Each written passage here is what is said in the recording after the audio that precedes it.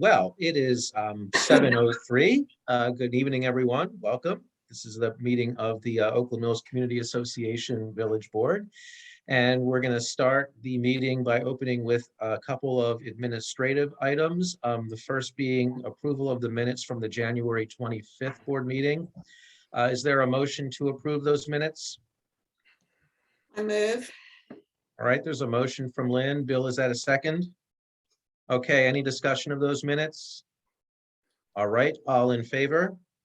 1, 2, 3, 4, 5, 6, 7.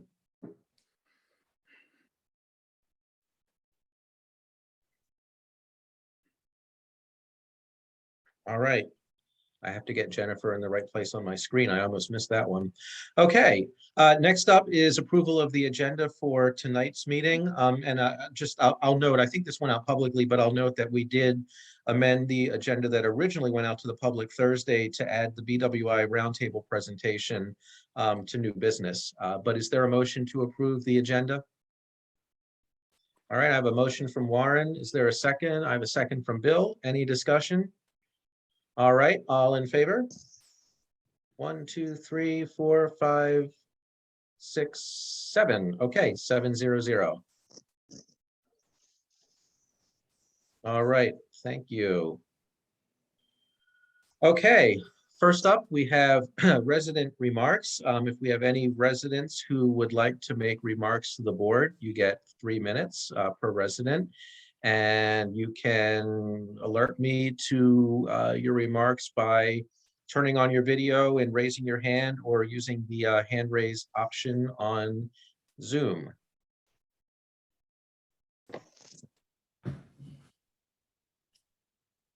John. All right, I see Ashley. Go ahead, Ashley. Hey there, I just wanted to let you and Sandy and Warren know that we had gotten your email and we're reaching out to Jennifer Biddle to get the schedule to find out with the weather getting ready to warm up when that is going to be on the schedule to get the roads painted and all the other things. And I've also talked to Safa about it. She can't be at this meeting, so I'm doing this one. She's doing another one and we'll compare notes. So just wanted to give you all that update. Okay, thanks very much. While you're talking to her about that, I mean, this actually knocks out part of my board chair report. While you're talking to her about that, obviously you need the right weather conditions for paint, but what about the other suggestions for that intersection, you know, like the, oh my gosh, Warren, I just forgot the term we're supposed to remember. I want to call it the delay, but that's not, is it the lead time for pedestrians? Lead pedestrian delay, I think. Yeah, the reprogramming of the signals and some of the other things to make the signage, you know, more visible during dusk and dawn hours, that kind of stuff. Is all that still on the list? Yes, I'll make sure. And I know that was, if I'm not mistaken, with you all's priority list. So we're comparing what we've gotten from you all plus what you all have submitted to the county executive for that priorities list. So she and I will touch base and hopefully have an update for you in the interim before your next meeting. Okay, great. Thank you. You're welcome. Thank you. Yeah, you're right now you're in the lead for hero of the meeting because you saved, you know, them on later in my chair remarks. That's one of my items. Thanks, Ashley. All right, anyone else for remarks? Okay, then we are going to move right into our new business. And we have one new business items, and that's a report from Paul Brzezinski, who I think we all know and remember well, and welcome back. It's good to see you, Paul. It feels like old times now.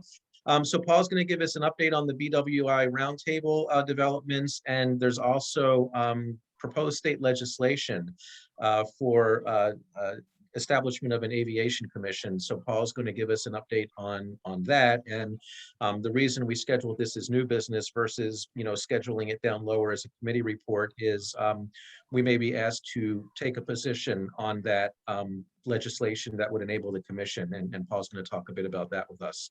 So go ahead, Paul, take it over. Thank you very much for putting me on your agenda. The major reason why I wanted to get on was that we have something called the Maryland Aviation Infrastructure Impacts Commission, Senate Bill 658, which is going to be shortly going before the appropriate committees on the Senate side. And that's being sponsored by Senators Lamb, Elfreth, Gazzoni, Hester, Riley. And there's a counterpart bill that's being proposed on the House of Delegates side. I'll speak to that bill in a minute, but I just want to go over the BWI roundtable, a little bit of history for some people that may not be familiar with it. The BWI roundtable was formed at the request of the Federal Aviation Administration and is hosted by the Maryland Aviation Administration.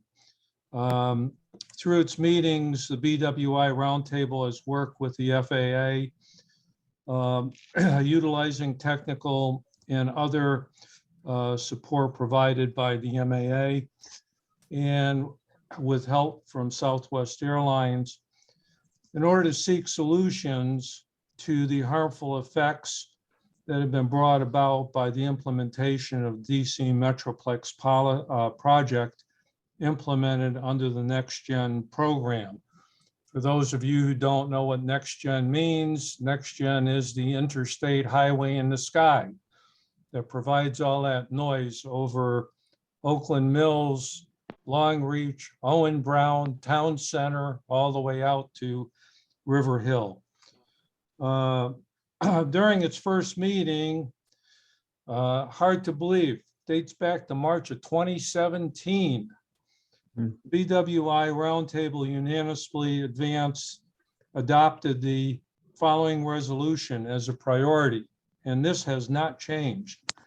DC Metroplex BWI Community Roundtable requests and recommends that the FAA immediately revert to flight paths and procedures that were in place prior to the implementation of NextGen in the DC Metroplex. Such revisions will provide urgent relief to residents adversely affected by the new flight path and procedures. So we identified a number of problems following our unresolved. The FAA has no plan to address the larger noise pollution problems caused by NextGen. The FAA's design process failed to consider communities as stakeholders because they have no legislation that requires them to do so. The FAA is a monopoly, and their legislation dates back to the 70s. And it doesn't require them really to take into account communities. Elected leaders tend to balance economic growth with emerging literature on the total range of negative effects of commercial aviation pollution. Now, what we've recommended is that NextGen dramatically unbalanced the results of central Maryland communities and commercial aviation.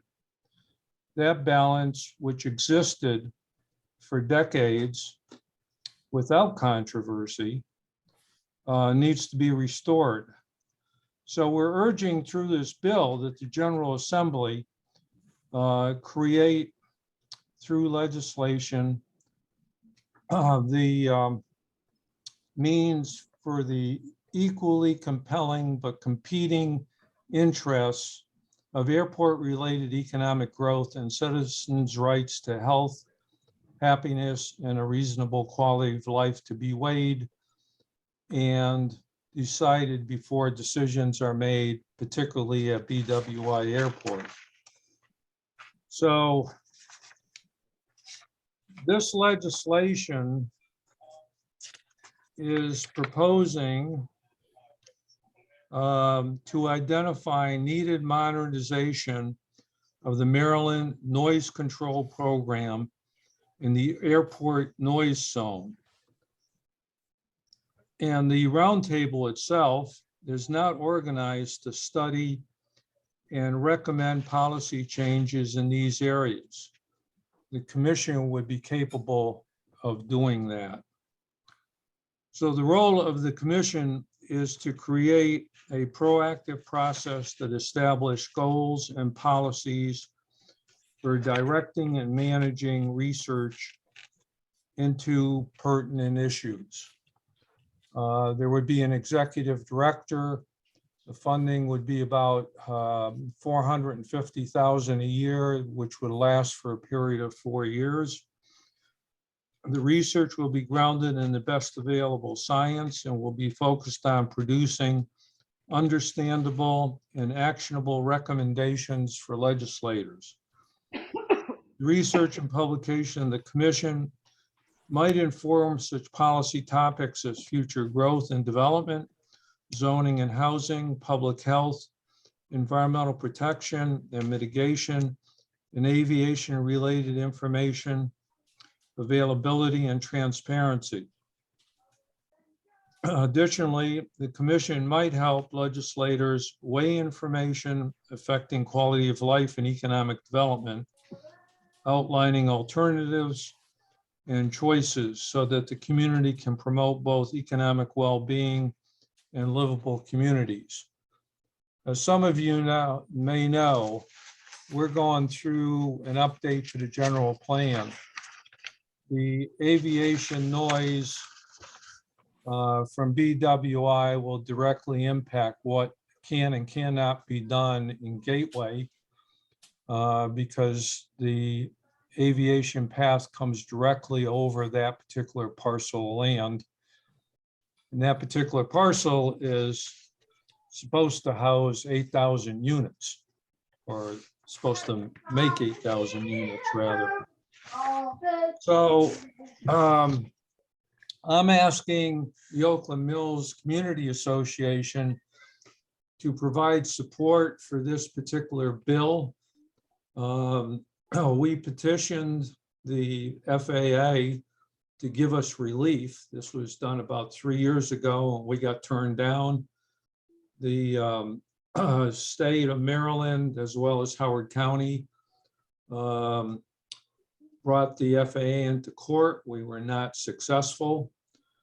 Currently, the county is providing $50,000 to do some studies by setting up virtual noise monitors in places that they are not currently. And my understanding is there'll be $50,000 in matching funds from Anne Arundel County. So what we're trying to do is to document noise that is not currently being documented by the mechanical noise monitors that the MAA is providing. We feel that there needs to be better noise monitoring. This is an additional issue. It's not part of this bill that's being proposed, but it's ongoing work that the roundtable is sponsoring as of right now. So with that, I'd be happy to answer any questions you might have. This has been moving pretty quickly. The bill itself was just developed in final format last week. So any questions, comments? Before we get to questions, just the members of the board, while Paul was talking, I sent you a link to the General Assembly site where it has the text of the bill as well as the timeline for the bill, in case you want to open that up. Ginny, do you have a question? Yeah, thank you. Paul, thank you for your dedication. You've been working on this issue for a long time, and I really appreciate all you've been doing for not only the residents of Oakland Mills, but of the state. So thank you. Two quick questions. One, I thought on that study that Deb Young said at a meeting I was at that the health study was actually, they were working on it now and they'd have results soon. That's question one. Question two, what happened to the technology? When I was in the General Assembly, we dealt with the issue and it wasn't as serious as it is now. But we did soundproofing homes around there, no bill zones, et cetera, flight plan changes. So, but we were promised that the new planes coming on board would be quiet. So what the heck happened? Let me deal with your first question. That is the health study. That is currently being completed. It's being done through the University of Maryland.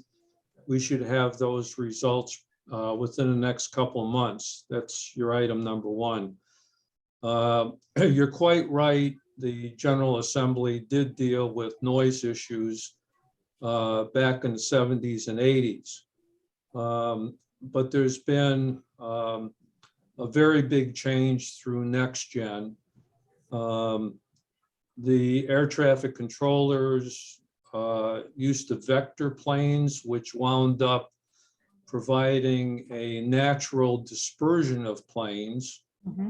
However, with NextGen, which is touted to be safer and more economical for the airlines, they came up with an algorithm which a pilot basically puts in his computer when he leaves BWI, and he follows a computer track both vertically and horizontally that's roughly 2 miles wide.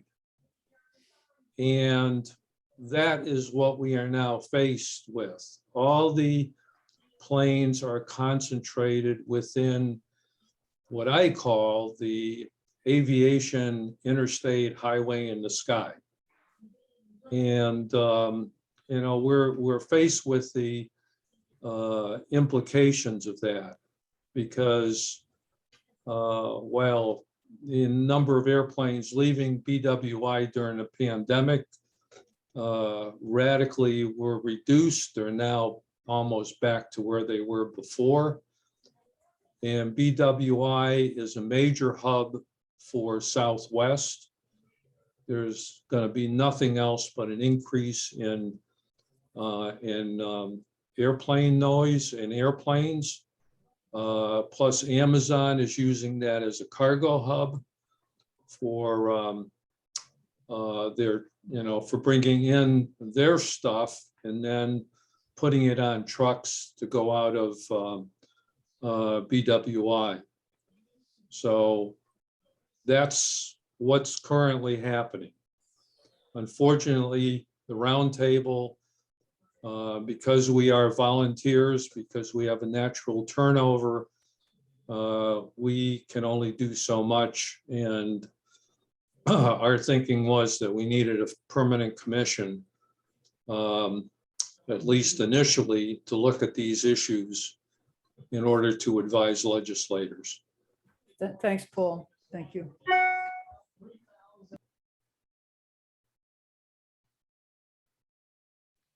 Works better when I unmute. Okay, any other questions for Paul? Well, Paul, thank you very much. For, you know, first, thanks for reaching out and coming in to talk to us, and thanks for your persistence on this issue. But I think if there's one thing we've learned around here, persistence pays. So I hope this pays. And, you know, as I said to the members of the board, I did circulate the bill to you. It looks like early March might be the first hearing on the bill. I didn't, you know, I was listening to Paul, so I didn't want to read the site too much other than bringing it up and sending it around. But I did see a March date on there somewhere in that timeline. So, you know, my suggestion would be, you heard what Paul had to say. We all know how to get in touch with Paul if we have follow-up questions, but, you know, give that bill a read through after the meeting tonight, sometime before the next meeting, so we can discuss that and, you know, whether and how we want to support that as old business at the next meeting, especially if there's an opportunity to weigh in early March. I'd be happy to sit in on your next meeting and answer any questions. Great. Thank you very much, Paul. It'll be, you know, same time, same channel, 2 weeks from right now. Okay, thank you very much. Okay, thank you. Okay. All right, we're going to move on to old business now. And our one old business item is the follow-up on the Yards Alive proposal for the, I guess what I'll call the enhanced cul-de-sac beautification project.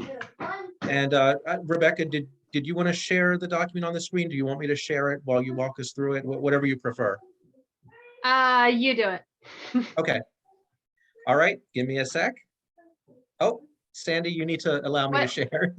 The document, the email that I sent, do you mean the like priority list and that kind of thing? The proposal, and then if anyone needed to take a look at the application Google form. Sure.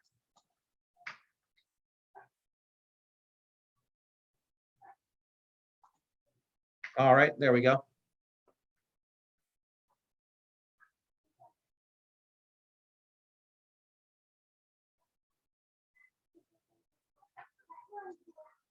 Am I sharing it? Yeah, so if Okay. anybody had any questions or comments about anything, I know we went back and forth a little bit in email. So if there's anything that we need to continue discussing, feel free.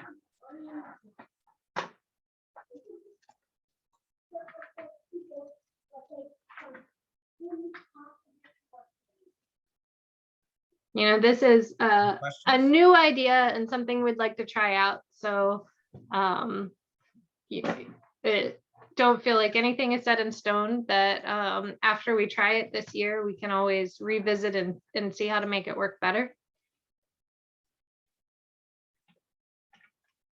Yeah, and if I recall correctly, Rebecca, we want to address this now so that we can start the application process and everything in the current board year, correct? So that planting can be done, you know, at an appropriate time in the spring planting season.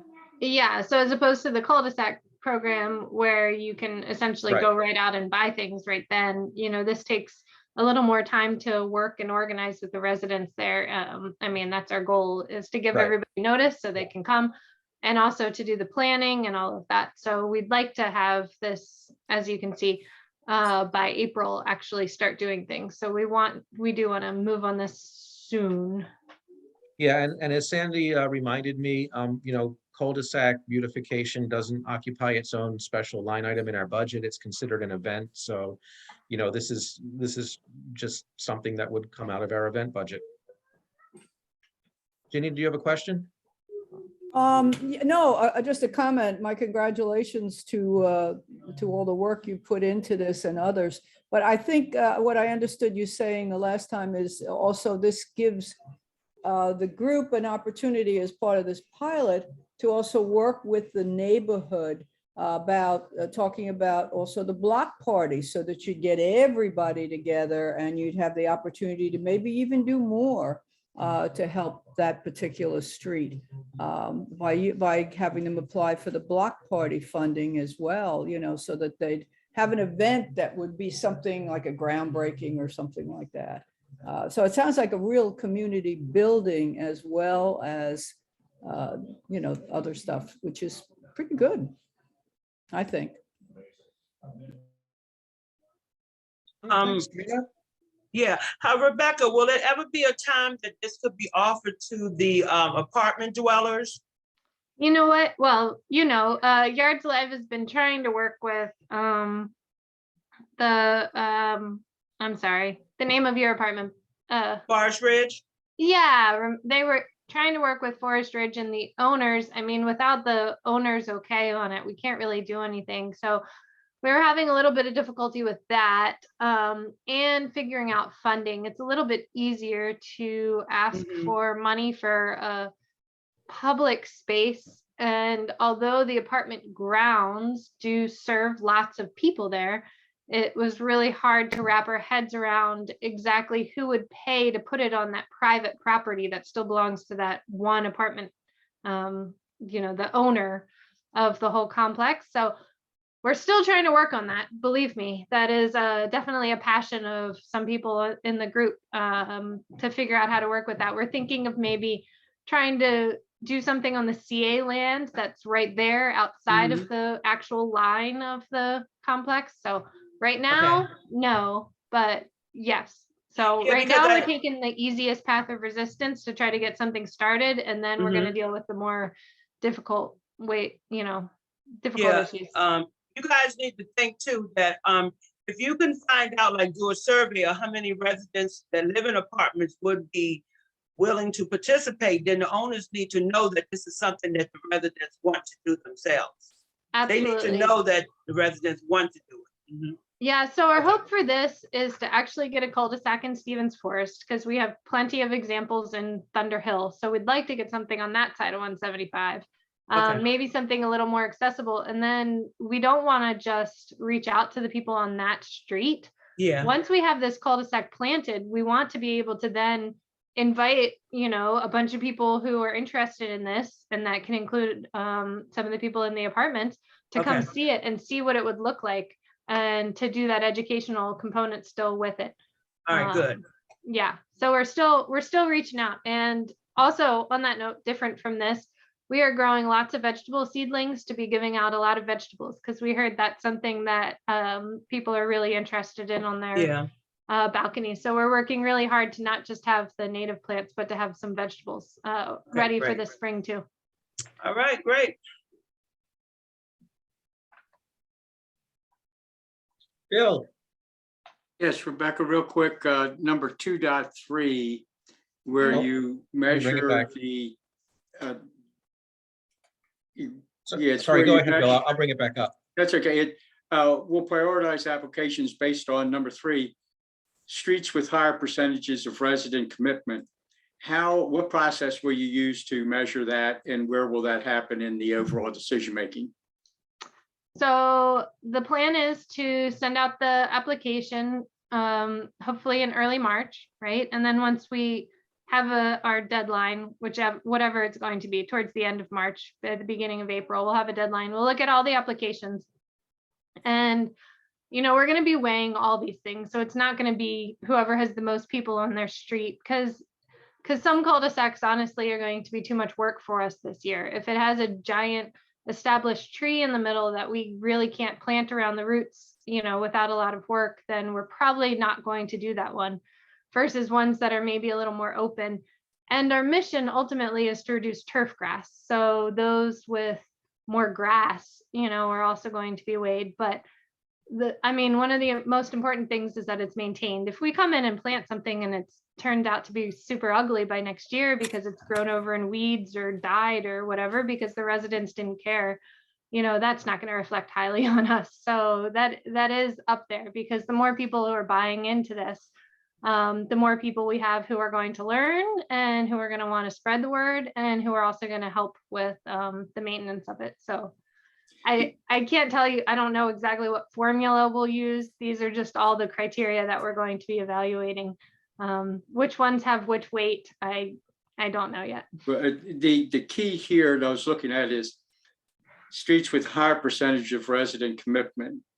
Will you base that strictly on the application? The application says 4 households are willing to do the work on this, or 5 households, and that's what you use as a decision maker?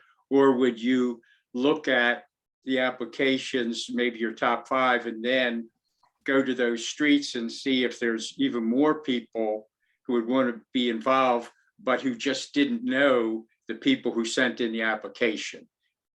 Okay, that's in other words, supposing and you had 3 applications and there were 2 people on each application, and then the application A has 2 people, but if you canvass the 7 houses on the circle, you'd find 3 more that want to get in on it, but just didn't know the 2 people who sent in the application. Number B, 2 people send in the application, you canvass the other of the 7 and nobody else is interested. And number 3, C, 2 people fill out the application, you canvass the other of the 7, none of them are interested, and 1 is in opposition. And the one that's in opposition says, look, the 2 that filled out the application, they haven't maintained the circle for years. I'm the only guy who maintains it, okay? So that if you had that information before you made a decision, that might be relevant, okay? And so that was the only reason I was asking, how will you gauge that interest, okay? Mhm. Because I want you to be successful, and as many people up front involved, my opinion would be helpful. But so that's why I was, doing those possibilities in my head. And I thought, if 2 fill out an application, but 3 more are interested, wow, that's really cool. If 2 fill out and none are interested, not so good. 2 fill out and 1's in opposition, and that's the person that's been doing the maintenance for years, that's not a good situation. So that kind of information might be helpful up front, was my thinking. And that's why I asked that question. And that's just my opinion. And it's only because I want you to be successful.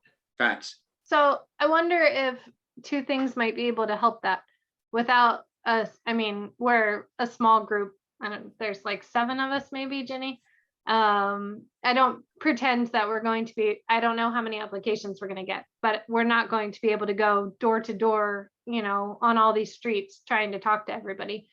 But I wonder if 2 things might be able to help that. One, maybe on the application, a question that says, have you talked with all the neighbors on your street? And 2, in the advertisement for this program, make it clear that this should be a community thing and you should talk to all your neighbors to get it before filling out the application. So maybe just conveying that intention. Good. I think that's a good idea. I'm the only thing I would suggest is maybe not phrase it, have you talked to all the neighbors on your street? Maybe, phrase it more like, I'm trying to think, but remember, we have some streets where talking to all the neighbors would be more work than doing the planting because of the length of some of these streets. So I think one of Lynn's suggestions last week or a couple of weeks ago is maybe prioritize, the neighbors whose houses front the circle itself, who basically look out on the island, versus maybe the ones who are at the very end of the street who never even go down to that end of the street. I mean, it would be great to have them involved, but it would just make it so easy for, let's say, a street like mine with 5 houses all on the circle to get this, and so hard for a street like Wandering Way, where the vast majority of the houses don't need to go down to the circle because they go to their house, they go in their driveway, and then they back out and go the other way to leave. So they don't, the circle doesn't impact them as much directly. Yeah, Jonathan, you also have language problems. You can't really expect that, you're going to even be able to communicate with some of the households. So there's got to be a reality as to so I would never state anything on a form that says you have to have communicated with all of them. It actually isn't even workable. I think we have to put some trust into this group that's delivered for Oakland Mills twice in the last 2 years, giving away close to 500 plants to our residents or whoever comes to the plant sales. They've delivered. They've shown they have a track record. They've delivered on, pollinated gardens, the websites. They are trying to work with Forest Ridge on some issues. They are going to deliver for Forest Ridge in terms of the vegetable, because they didn't have that last year, but they heard what some people there, Raina said, and they are going to deliver on that. This is all at their cost. Nobody has contributed any money to this group. They've been spending hundreds of dollars on their own. So I think we have to have some faith in this group that they, 1, know what they're doing, and 2, that they can be trusted, and that they also are coming back to the board to show progress, or, oh my God, we got to change this if we're going to do it next year. This part isn't working. And they also know whether somebody would be a good gardener or not. Not that I would, but they do. So we got to show some trust in the group. They're doing this free. They're trying to service the community at no cost. And Oakland Mills will be proud of what could come out of this. Okay, Lynn? Just quick, this isn't what I was going to ask, but just to respond to Jenny, I don't think it's a question of trusting the group. I mean, I think that's not the issue. The issue is only respect for the neighbors who would look out on this cul-de-sac circle, the immediate neighbors, and be surprised one morning and may not have been paying attention. And so I was thinking about it in terms of the way we have our applications for the racks, so that somebody doesn't, all of a sudden this thing is going up across the street and this building, this edifice or whatever, people, when you apply to do something to your house, you get neighbors to sign off on it. It's a matter of just kind of notifying people in a little bit of respect so nobody's surprised. But what I actually wanted to ask is to Rebecca, kind of in along the lines of Raina's question about Forest Ridge, and that is that with number 7, and you don't. Oh, need I to- did it again. No, it's okay. You don't. It's not that crucial to see number 7. Number 7 is having it as an example in Oakland Mills of what can be done in a circle. That every time I drive down Stevens Forest Road and go around the circle by Farewell, and it's just this giant expanse of nothing. And so I was wondering if, as you were coming up with ideas for what can be done in a circle and what can be sustainable and what can really survive some attention, but not a whole lot of attention, if there wouldn't be an opportunity when we're highlighting what's been done with our demonstration circle that you all are going to be doing, that there would be an opportunity to then go back to the county and say, look, it doesn't have to be just this huge expanse of paving. And I think I may be wrong, but I think it's the only one in Columbia that doesn't have one living thing in the middle of that circle. And it's a really big circle. And I know all the So this reasons is- for it, Before- fire before- engines and all the rest of it. It's I funny was going to because say, I, I would say before they take time on that, this is again on our list, our Stevens Forest Road list. I think we need to go back to the county again and ask why. Why do we see other examples of circles throughout Howard County that are able to, including right outside Oakland Mills, right at Blandare Park, that are able to have something in the center, and this one is nothing but pavers? Because if they're not going to budge on that, I then can help with that, no Jonathan. matter what we take to them, they're not going to listen to us, because Yeah. they're going to say, you as beautiful as it is, as environmentally friendly as it is, no. So we first have to get past the no and this, unique requirement for that circle that it's nothing but pavers. Can I answer that a little? Oh, yes, please. So when they did the circle, the Farewell, and I agree how it's pavers, there was concern, and it actually didn't work, that the drainage and the terrain, they were supposed to be like permeable, like the water wouldn't seep into, and not like a grass or natural circle. So that's why they said they did that there. So there was concern about the way the water would flow. Actually, now it ices up. they but- were it worried doesn't that the work. plants wouldn't soak up water as well as the pavers. No. Jonathan, I'll say it better, or Bill might. No, Okay. I think we're getting this wrong. So there are new requirements around permeable surfaces. So the circle couldn't be built like some other ones, because some of the other circles you see around, parts of the surface are impermeable. So some of the ones you see with like grassy islands in the center, the rest that you can run over with your car or with a large truck, that is impermeable. That can't be done anymore. So the whole circle had to be permeable. That's what those pavers accomplish. Now, there are other things that could be in the center that are permeable, but I think the second half is where we're running into issues with the county.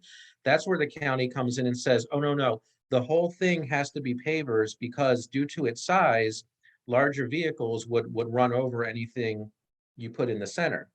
But I mean, Bill and I had been out there and we've looked at other examples, and it seems to work in other places. Maybe it couldn't be as large, as large in diameter relative to the diameter of the circle as we see in other places. But it seems like something little could be done in the center there and it would still be permeable. Mhm. So there are two issues. One was why it had to be designed for permeability different than some of the older ones we see, and another why it had to be designed without anything in the center for people being able to pass through. At least that's what I was told when I inquired about it. But in terms of preventing runoff, I don't know how much runoff it's preventing. What I do know is after it gets wet, water seeps out the bottom, and then in weather like we've been having, it freezes solid as you're going around Right. that, what that circle, people- and you end up sliding onto Farewell Road instead of driving onto Farewell Road. Right. So it doesn't work well anyway. Right, I people just have thought- been complaining about that and nothing's being done about it and it's dangerous, right? Yeah. So, I just thought that it would be kind of a long-term thing as part of this project, not that you start thinking about, oh, let's do the circle and not do the plan that you have. No, we know. Cul-de-sacs, but that it would be something that you would have in the back of your mind that, hey, if we're going to ask, including, as our demonstration and highlighting what's been done, hey, county, look what's been done. And something like this can be done in an area in the middle of our circle. And it wouldn't involve county having to come out and do elaborate watering and mowing and fertilizing or all of that, if that's part of their thing. And of course, in my mind, I might be wrong, but I don't think anything's more permeable than plants. Nothing prevents runoff like having it planted. So that's just my 2 cents. But that's all. It's love just that a idea down the that- road thing. My normal bike route takes me down Stevens Forest because I go over to Freetown Farm. So I go down Stevens Forest around that circle, and then I go over to Martin Road that has a beautiful circle at the intersection of Martin Road and Owen Brown. Yeah. And I hit them almost back to back. And it's just Right. Yeah. Black and white, sort of good and bad. Yeah. Yeah, I love that. Well, when we get a cul-de-sac done, we'll work with Warren and the public space team, and we'll try to tackle this cul-de-sac. Great. Maybe we'll just take some jackhammers out at midnight and just Yeah. renegade, do what we need to do. Yeah. Yeah. Rebecca, don't tell them you're gonna do it, just do it. Oh, No. you turned the recording off, right? Okay. Sandy, are you gonna delete that part? No. All right, so I know we're running a bit over on this one. Are there That's any, sorry. obviously they're it's great. I mean, this can expand to bigger and better things. And I'm certainly not discouraging looking at the circles. I'm just saying before we have Yards Alive committing time, let's get some commitment from the county that something could be done. I wouldn't want to waste a design. But for the immediate issue at hand, which was basically to do, a single cul-de-sac trial to see how this goes this year, are there any other questions around what Rebecca has proposed? And if you haven't clicked the link for that application form, I'd encourage you to do it. It's a thorough application form, including the opportunity to upload pictures of your cul-de-sac. So, everyone can have a good look at it before they even go out to see it as they're making these selections. I have a question. Rebecca, will the $250, do you want any of that set aside for signage and information, or is it all? You know what? planned We're trying to figure that out right now. Not really. We'd like to spend the 250 only, or have the residents spend the 250 on plants. Because to be clear, Yards Alive is not getting the money. It's just going straight to the residents. And you're going to help them with the purchase, like Yeah, because native purchasing, but plants are we're tricky. paying, but it's Oakland Mills paying. Yeah, native plants are tricky sometimes to figure out where. So that's part of the plan, is to Right. also say this plant and it's located here, we can, get it. We have do a- want signage, and we want signage that says both Yards Alive and Oakland Mills Village Board, so that when people come, they can say, oh, this was made possible with Village Board funds. We're just not sure how to go about that yet. We it's- also want to be able to label the plants that we put in so that, Ginny can wander over to her neighbor's cul-de-sac and say, oh, maybe I can put this in my yard too. It's also, I think it's Oakland Mills community Right, because it's the plant sale Oh. money that supports it more, so the residents are actually supporting it, not the board. It's, Yeah, sorry, sorry, I didn't mean to but I word have one more question. Like, are you going to give them a design, which you'll show what will be planted where, like on paper? it. Exactly. Okay, Yeah. that's good. Buy 6 of this plant and put one here and one here. one Right. here, And so one there. they'll have a diagram. Yep. of their yep. And it's going to cul-de-sac. be more than that, because most of the places are going to need a lot of prep work too. So we're Yeah. gonna, go visit the site and see what needs to be prepped Okay. first, and help them through that. Okay, thanks. All right, any But other? signage, we're trying to figure out. So if anybody has any ideas on that, please tell us. that is in the goal, but we don't want to spend the money on that. We want that to be spent for the plants. Okay, Okay, any other questions?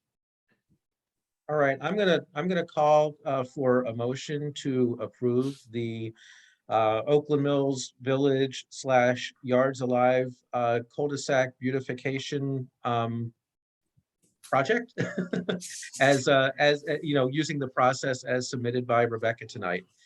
Would anyone like to make that motion, or just say I motion for what he just said? Okay, I've got a motion from Rena. Is I there a motion second? what Jonathan just said. Okay, is there a second? Just All right, said. I have a second from Bill. Is there any further discussion? Bill, there's more discussion, or are you voting? Or are No, you no, seconding? it's a discussion. Should we put in the motion the $250 cap? Oh, is that in Rebecca's paper? I thought it was, but if it's not. Hang on. how about up to $250? Okay, I'll do it again. I motion what Jonathan just said with the $250 cap. There we go. That'll work. That's faster than me trying to read to see if it's in here somewhere. Okay, Bill, would you like to second that again? Okay, any further discussion? All right, all in favor? 1, 2, 3, 4, 5, 6, 7, 0, 0. All right, Thanks, guys. I'm really Congratulations and excited thank you. about this. I'm excited to see how it turns out. Yeah. All right, let's see. Next up on the agenda, that was all the old business, right? Yes. Okay, board chair report. I now have 2 things instead of 3 things. So number 1, and actually this is going to flow into some of what Ginny is up. Yes, Bill. Just real quick, the issue you and I were going to talk about, open space, could you hold that till Ginny touches on it when she gets into her report, and then we'll come back and cover it with that. That was the phone call I got right at 7 o'clock. Oh, okay. All right. Because I had called Ginny about it at about 6:30. All right. All right. Then let me go on to well, this is all kind of, yes, Jonathan, Ginny. If I could try and explain, I was on the lakefront development thing and I left a voice message for you. So after we finish this, you're going to get an exciting voice message from me. Oh, okay.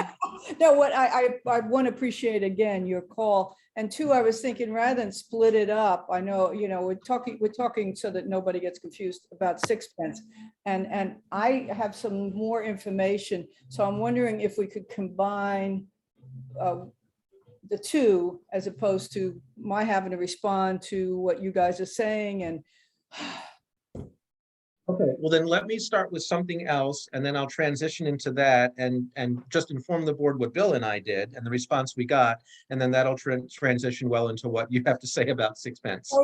perfect. Okay, all right. And actually even the first part of this sort of gets related to the rest because of what Hickory Ridge wants to do with sixpence, but Ginny will get into that. So the proposed environmental project using the Oakland Mills cash reserve funds that we returned to CA. You know, just an update. Sandy and I will continue to follow up with John McCoy. He has not so far gotten back to us about the alternatives or the possibility of you know, visiting that site as well as the alternative sites with us and with Bob. So, you know, just an update on that. You haven't seen anything on it because he hasn't responded, so nothing's quite happened yet. But you know, we're getting into that time where the ground will be thawing and it'll be less treacherous to visit some of these sites anyway. So we'll keep on them and hopefully get to that soon. Now onto the tot lot, and this will flow right into what Ginny has to talk about. Bill and I sent a note to Lakey. Bill contacted me just after the last board meeting because if you remember when Lakey Boyd, the president of CA, was here, you know, we talked about the tot lot pilot project in Oakland Mills, and she seemed to indicate that she wanted to go forward with that, but nothing had happened. So with spring coming and, you know, people looking at outdoor activities again, we decided to send a note in and see what the status of that was. And basically, long story short, we got a response back from Dennis Matty saying that because of some actions taken by the CA board back last summer, that would be more of a kind of a CA-wide, enterprise-wide look at tot lots, they've effectively suspended whatever they were doing next in Oakland Mills. And after they work through things this spring and summer, he would like to come back and sit before the Oakland Mills board in the fall and hear our ideas about tot lots in Oakland Mills and update us on what's going on across CA when it comes to tot lots. So that's the response we got to that as it pertains to tot lots specifically in Oakland Mills. But there's another a tot lot issue that the CA board is talking about, and it's specific to one village. And I called Ginny earlier to talk about this because while I don't like to, while I don't like when for us to sit as the Oakland Mills Village Board and say what other villages should or shouldn't get, I mean that's up to them to ask for what they want. I do think that if CA is going to have a policy or if CA is going to to do something, it should be consistent in what it does. So the sort of the combination of them saying to Oakland Mills, well, we're not really going to finish this thing we started because we're looking at this CA wide, and what we're hearing in another place, is a bit contradictory. And Ginny, I called Ginny earlier this evening to talk to her about that. I wanted to call last night, but Bill and I got off the phone so late that I thought that would be absurd. Turns out Ginny never sleeps, so I could have. So Ginny, let me pass it off to you now to give the update on tot lots and specifically one tot lot slash playground and kind of the update on what's going on at the CA level. Yeah, okay, thanks, Jonathan. Yeah, one does hope for consistency in policy, but lots of luck sometimes. One of the things, every time the tot lot policy came up, I said, one of the commitments was that you would start with a pilot, and it was a big success in Oakland Mills. You did all the tot lots, you had an analysis, and the next step was you had people that were willing to volunteer to really work with you about some creative solutions that frankly may be better and less costly, and have the community involved. So and then it keeps, well, we got a tot lot policy. So if you just keep that line in mind, when we talk about sixpence, tot lot policy is a tot lot policy. We don't have a playground policy. What's being asked for at sixpence is a playground, a bigger playground. Tot lots for kids much younger and older, combination of both. I have no objections to a playground, but I think you deal with it differently. First of all, some reality testing here. There's 511,000. I thought it was 500. Looks like it went up 11,000. I've got to figure out where that came from. But 511,000 in the FY23 budget for all the tot lots. Now, first of all, I'm trying to find out exactly what that means in terms of what's on the list that needs to be done. We have tot lots that are missing equipment or equipment's failing or needs to be replaced, et cetera, et cetera. Every village has that problem. So to then say, well, you're going to give another village priority for more stuff. And it comes down to two forts. They had two big forts that somebody built a long time ago on the sixpence tot lot near Clemens Crossing, at Clemens community. And the problem was it was all wood. And within 10 years, if you built it again, within 10 years, you need to replace it. So these are costly. Do you want CA to be doing that? I mean, it may be nice, but a lot of things would be nice, but to actually invest a lot of money in it. So the tot lot would cost approximately $85,000. And it's for children up to 5, which is what a tot lot's about. The Twin Towers tot lot would cost approximately $195,000. I'm quoting CA, the documents we just got again, and is designed for children from 2 to 12. So do you want to spend $195,000? And we're, for one tot lot, which we just said we're sticking with the tot lot policy, but now we're saying, well, maybe not so much, okay? Yet with Oakland Mills, we're saying, we don't really want you to get involved in the pilot process. So explain that one to me. All right, so that's one issue. And where's that money going to come from? Well, if you're going to take it from all the other villages that have tot lots on the list, is that fair?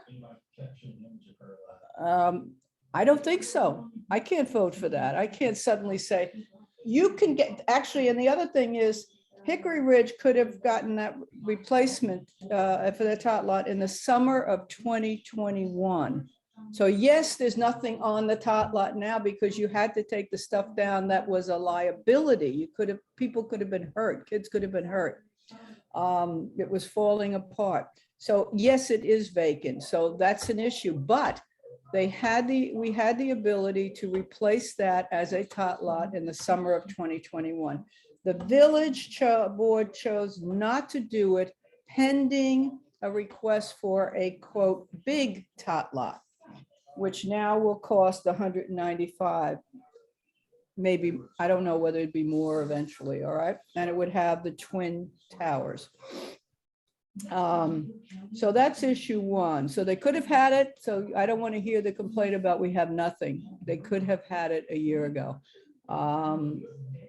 Sorry, I get a little repetitive, I guess, here. The other thing is to use the money that the cash reserve money, and you remember that I think it's only 3 villages, and Sandy, anytime you want to jump in here, but Hickory Ridge is one of the villages, and they have cash reserves. The board approved allowing the villages that had excess of 20%. A village in the contract can keep 20% of any money they make above, you know, what their budget was. That's an incentive for the village. You can keep that. But above that 20%, it was going back to CA. So we made an exception because of all the money they needed for COVID. But we did say it would be for environmental purposes. Nobody debated that in Oakland Mills, but it was, we were just looking at, and CA would decide, one, it had to be an open space, and CA would be looking at some environmental projects. I fought for a couple of board meetings to say, it has to come back to the village to share with them what you have in mind, not just go ahead and do it. So that started happening with John McCoy coming a couple of weeks ago. And that's the process in Oakland Mills. Now, Hickory Ridge, the CA rep is saying, well, use that money for my tot lot, for the tot lot. First of all, I hope the environmentalists pay attention to that, because we have so much need in terms of storm water flooding, erosion. It's just, we need a tremendous amount of money. Even the project that's being suggested by John, the money in cash reserves, which is Sandy, 28,000 in Oakland Mills, is not, around that, yeah. but it's not sufficient. So CA will have to add to that to get that project done. But it's a help. It means we could get that project, if you want it, faster. If you want to look at something else, you know, I know we're in the process of trying to figure that out. But to say, well, 2 towers in a tot lot for X number of kids, because it's difficult tot lot to get to. Now they'll use their 70,000 for the top, towards the tot lot. I don't know if that actually would even get the job done, quite frankly. And keep in mind, if it's a wooden tot lots, which is what people love, I mean, towers, again, in 10 years, it'll have to be replaced. In 10 years, it'll be CA money again going to replace it. Does that make any sense? All right, one of the suggestions was, how about getting the private sector? This was our chair's suggestion, to build these things and name it after them, all right? We're getting a response here that CA is really not interested in that. They have objections to that, et cetera. Maybe they're right, but they're ruled that out. So then we're left with now a new wrinkle that hadn't occurred before. In the budget, there's X number of dollars. They don't mention it here. I had heard it may be about 300,000. I have to check on that. It's not in this write-up we just got. But there's money in the budget for the Village Center in Hickory Ridge. We know that the zoning board denied that. But I cannot believe that Kimco is not going to appeal that, and the DNO, the decision and order, has not been signed yet. So when that's signed, I would wonder if Kimco wouldn't go ahead and appeal it. If they do, and we've used that money for the tot lot, what they want us to do now, and CA staff is saying maybe this isn't a bad idea, is allow the village to use that money for the tot lot. Well, if that's done, one, where are you going to get the money when you do need the design and planning money for the village center in Hickory Ridge? Yes, it may be delayed a year or two, but you still have to get the money. Where are you going to get that money from? From all of us again. It just gets replaced. So it still comes down to, you will be paying for a playground basically, and some things that, you know, are really nice. I'm sure we'd all like that, but is it fair? So that's a summary of where we are. And I really violently object to the money in terms of not going to the environment. We are so underfunded in that. And we have, you know, I think we're going to need a lot more money depending on how the climate change continues. A heck of a lot of issues in that area, really seriously. And to take money from that it's just wrong. And to take money the other way is just sort of a bait and switch thing. I know I'm going to get really criticized for that comment, or a shell game, you know, here it is. And that's how I am interpreting this. So is that a fair summary? How do Yeah, you all so- feel about that? So Jenny, Anybody this, want my opinion on how I want to vote on this, or did you? so, get the- so now let me go back to my part of this, because I think we're gonna sound very similar. Because before we talked, I had some things I was going to say, and Bill and I talked about it last night. So, you know, Bill, absolutely feel free to chime in, because this has been a team effort here. You know, my thought on this is CA established a one-time policy. That one-time policy said that if a village turned, you know, cash in excess of 20% over, it would be reinvested in an environmental project in the village.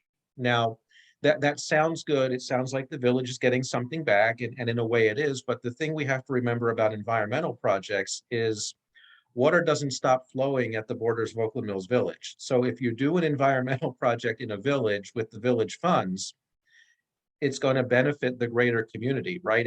Everything here is going to run off into the streams, and then toward the Little Patuxent, and then toward the Middle Patuxent, and so on. So it's all connected. And I think that's worthwhile, because, you know, the rest of Columbia, if not the rest of Howard County, benefits from those things. I think asking for a change in the rules after the policy has been set, and asking for a change that would be unique to one circumstance in one village, which isn't even an emergency, regardless of what village it is, you know, really defeats the purpose of setting these policies, even if it is a one-time policy.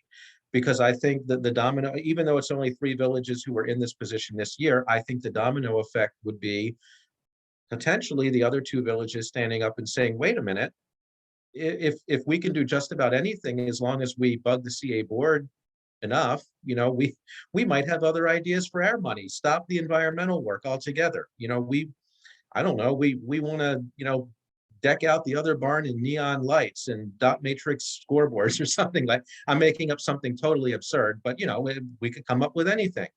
So I feel that, you know, absent an emergency, and look, emergencies happen where funds have to be directed, but absent an emergency, I just think the CA board should stick with the policy it passed. If you're going to pass policies and then change them on a whim, then your policies don't really mean anything. Why should anyone respect any policy you pass? So that's my feeling on that. I think the environmental projects are good for everyone. So even villages that didn't turn over money will benefit from these, because, you know, they'll enjoy less runoff, and you know, the environment, obviously the environment affects everyone. You know, a playground doesn't. I wasn't even as aware of the potential for, redirecting village center, redevelopment funds. But I mean, obviously, I have concerns with that because CA owns property in all the village centers. And while not all the village centers are necessarily up for a potential redevelopment the way Hickory Ridge was, I mean, heck, if they have extra money to spend on a village center, we've been talking about the ice rink for a long time. Why not do that here? Again, it opens up to me, it opens up a very large can of worms over something that, as Ginny said, could have been done a while ago. It's an expanded scope project beyond what's there. And, when you add to that the response we got back to Oakland Mills, because really what Oakland Mills was asking for was to continue this pilot. And if you think about what this pilot was, this pilot was a study of the use of tot lots, and then a look at what potentially could be. And one of the things we all accepted in Oakland Mills was that we might have to give up something to get something. So if something happened in Oakland Mills, it could have potentially been a net cost washout, right? If the study revealed that we don't need all the tot lots we have, and instead what we need are, maybe 3 or 4 more grand tot lots that could serve just as well, if not better. Well, Yeah. that's a lot of stuff that CA no longer needs to maintain in exchange for doing something with the stuff they're going to continue to maintain. So it just seems there's an imbalance here. And I respect what Dennis is saying about needing to put together a larger CA-wide strategy. I actually thought that's what the Oakland Mills pilot would turn into. They would look at it in one village, look at all of our tot lots and say, okay, now how do we scale that up across all the villages? But instead, it sounds like they're simultaneously saying, well, we're going to do this CA-wide, just, basically bite off the whole thing at once and do it CA-wide without doing a pilot. But in the meantime, we'll also, give strong consideration to putting a lot of money into this one thing before we come up with what this overall strategy will be sometime in the fall. So to me, it doesn't make sense for a lot of reasons. And again, I don't think our village board should get into the minutia of what another village thinks it needs or doesn't need. I think what we should do is, stick to reminding CA that if they've set a policy, they've set a policy. They need to stick with the policy, and they need to be transparent and communicate that similarly, or if not the same way, to all the villages, so we all know what to expect. Mhm. Totally agree. Lynn, you have a comment? No, I just have a clarification question. So to kind of scroll back, we were looking at CA wanting to, this is, 2 years ago or whatever, CA talking about tot lots being problematic. And so we suggested that CA use Oakland Mills as a pilot study. So we were trying to get CA to use CA funds for a pilot study in Oakland Mills. And now Hickory Ridge is asking for CA money to do a tot lot in their village center, or is the funding different? What I'm not getting is, are we saying, why are they getting the money when they're not giving us money for our pilot study? No. In which case, No. that's my clarification question. Yeah. No, that's not it. It's not the tot lot in the village center. Tot lot is in Sixpence near Clemens Crossing School, and somebody told me you actually, for the residents surrounding that, you really can't drive to that tot lot. You park a couple of blocks away. So it's not like it's a community village center playground thing or anything like that. But it's still their tot lot versus our tot lot pilot. No, okay. Let me backtrack. CA actually did agree and was very grateful a couple of years ago to Oakland Mills to allow them to do a pilot in Oakland Mills. Oakland Mills was the pilot. It was done. Right. It's the second part of the pilot that you guys are interested in, so am I. But the pilot was done. Then CA actually did a study of all the tot lots. There's an analysis of every bloody tot lot in Columbia. Right. So that was what the board then said, okay, and if you read that, that looks, like a policy. That looks like, okay, let's start on implementation. None of that implementation in that included, oh, well, instead of a tot lot, we're going to spend a lot more money if you want on a playground. increase it up to age 10 or 12 or something like that. No, a tot lot's a tot lot. So what Oakland Mills said is we can improve upon that by using us again. And you had some great examples when you saw what some suggestions were with the equipment. You had some great examples. I remember one on tires. This was maybe a year and a half ago. You were saying maybe we can help CA really look at it a little differently in terms of what equipment, et cetera. So we then asked, and Lakey was there saying, why don't you use again Oakland Mills as the second step in terms of implementation and everything Jonathan just said and Bill's been saying. And she said yes at the meeting, and now she's not interested. So then we get this, then the new thing is Sixpence, which had the opportunity in September 2021, the money was in the budget to have with other money for other tot lots. We got Miralite was one. Okay, you got improvements there. That was a real problem with the condition of the stuff. Everything was torn down and it's been improved. I think one thing's still missing, a bench, but new equipment in there. That's been happening and nobody's been yelling, but I want something more and better and I want those old towers. And I can understand why people love the towers and it's all wood and I just want it back. They did not go ahead with the rebuilding that tot lot. That's why it was vacant, because they wanted to get something more, which was not in the tot lot plan that was approved. But they did, well, we want more. Yeah, I get that, Jenny, but it just sounds like that. It sounds to me like, and I've been, part of this discussion, and I really have lots of thoughts about tot lots in general. I just don't want it to sound like, which it does sound like, we want the rest of our tot lot project, and you're going to give something to this other village. It sounds a little bit like No. Well, it's not, Lynn, it's not that. Let me clarify. And remember how this started in Oakland Mills. This started in Oakland Mills because CA just decided they were going to get rid of the Castile Court tot lot and then kind of enhance another tot lot nearby. Right. And we said, well, before you do that, maybe you should engage with the community. And if you're really talking about doing that, maybe instead of like one-offing these things, you should do a more comprehensive look. Right. Right. And the idea was, since you were going to start doing that here anyway, just look at all of Oakland Mills and, come up with a plan that can then be implemented across CA. So, really the money was meant to run the pilot. The money wasn't meant to build like a grand, $150,000 playground in Oakland Mills, because we don't know what the outcome of that would have been.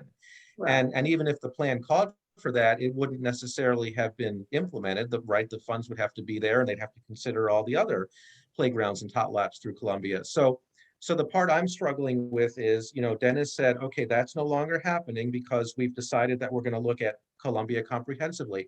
Fine. If that's what you want to do, fine. But how can you simultaneously do that and then consider putting a huge investment into one grand tot lot in one village while you're in the process of doing this other thing? Okay.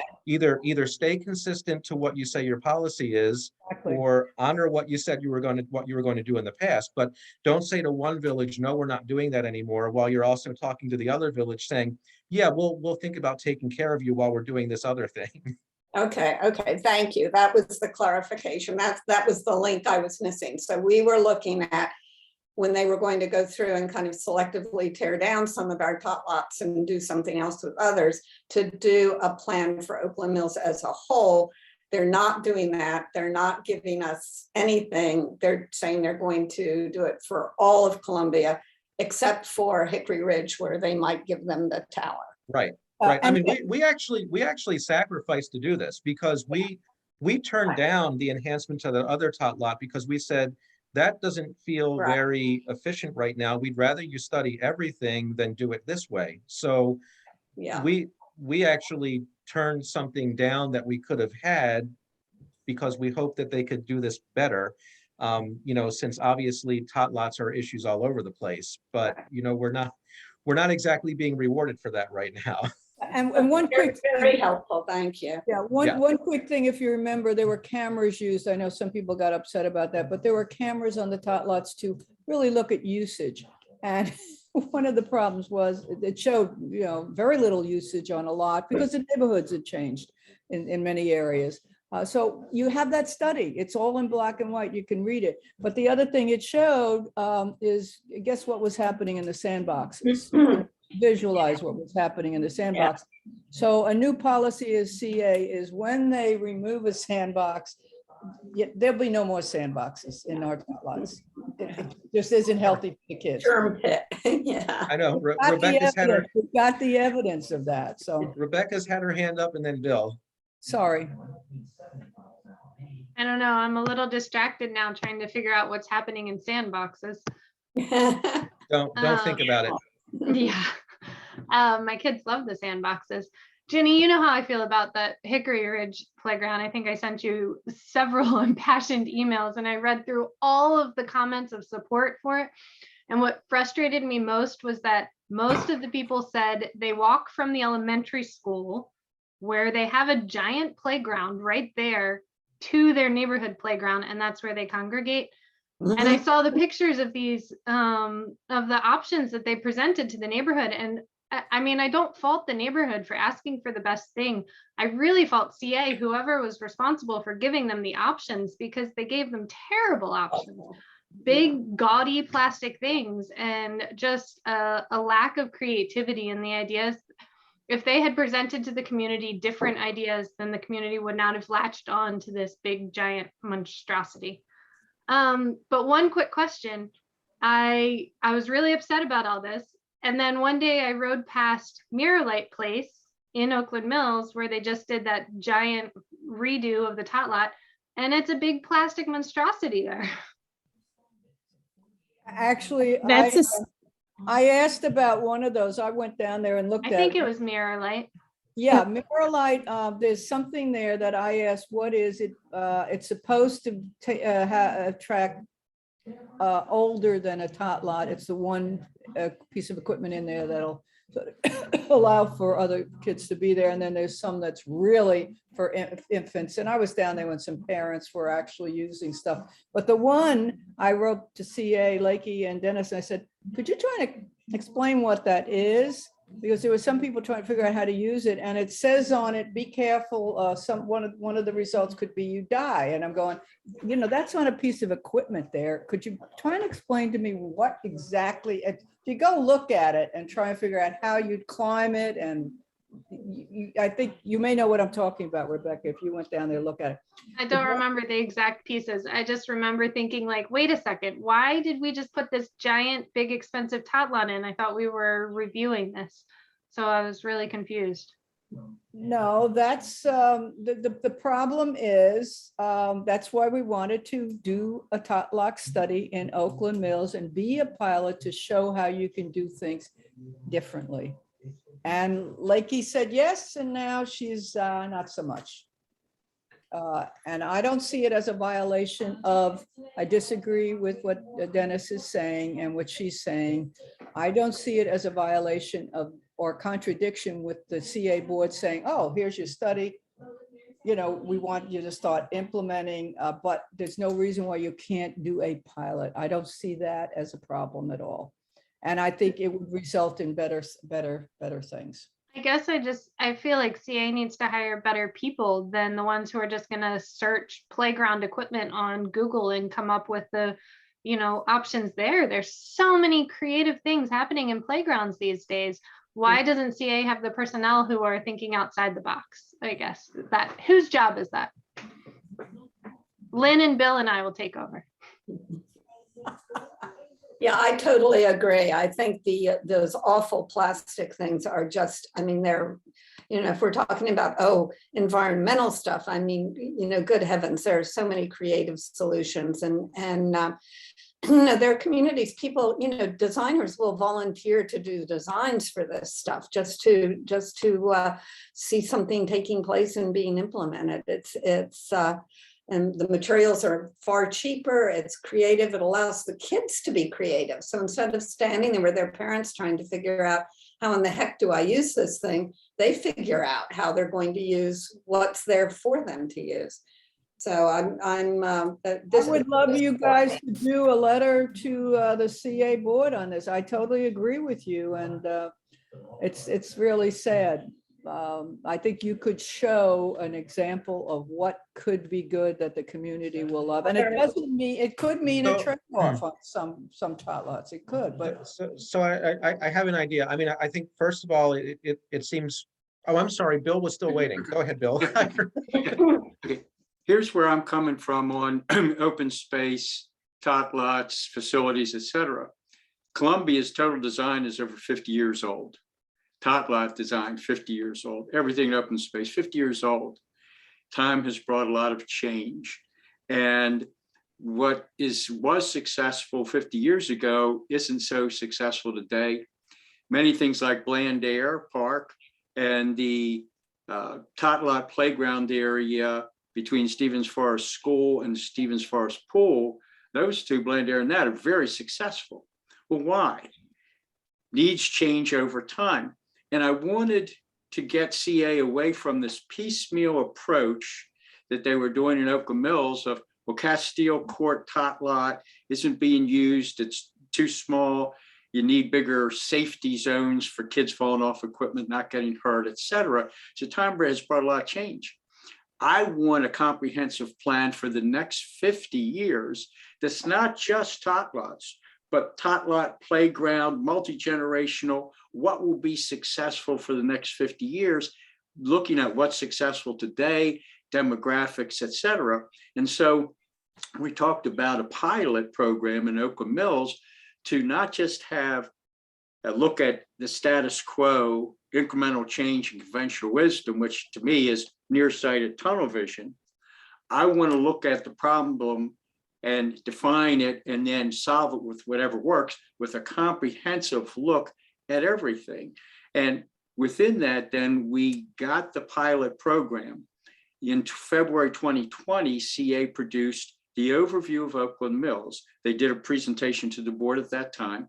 They showed each tot lot in Oakland Mills, drew concentric circles out from it and other tot lots or other school playgrounds or Blandair, et cetera, competition.